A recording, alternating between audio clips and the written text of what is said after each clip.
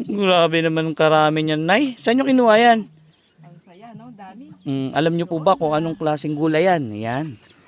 Alam nyo po kasi, pag kayo ay mayaman o lumaking mayaman, nakakalamang na hindi pa kayo nakakain nito o hindi nyo alam to. Ito po kasi is pagkain sa probinsya, gulay sa probinsya. Bunga po siya ng punong kahoy. Ganyan po yung itsura niya. Ay, bulaklak. Ayan, bulaklak po siya. Ito po ay bulaklak. Ayan, ganyan po siya. Ito medyo ano na to, pagulang na to di ba? Ito kasi ang masarap dyan, yung mga ganito.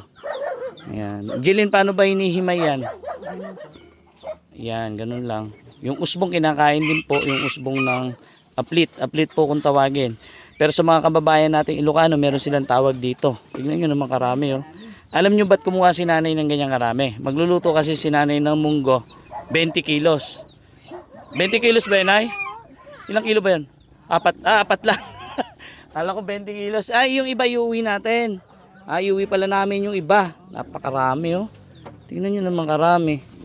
Bulaklak po to, bulaklak. Tapos meron din pong tinatawag na aplit na lalaki, yung bilugang bulaklak niya, Pero parang bunga, Hindi mo maisip kung bunga ba talaga o bulaklak to, Kasi ang ano kasi, sa English kasi to, may flower.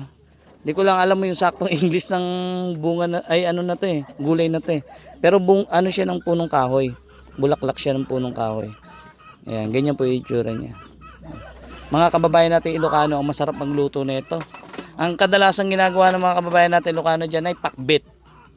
Pero hinahalo rin nila sa munggo. Masarap sa munggo kasi talaga yan.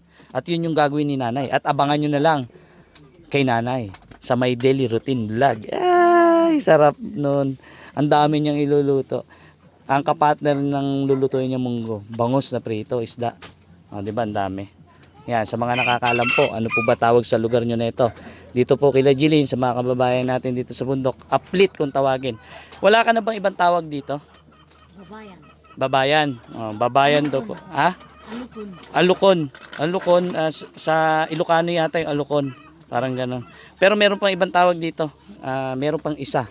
Ayan, alam niyo yun Parang tinatawag yata siya na babao. Babao Hindi po, himbabao. Ayan.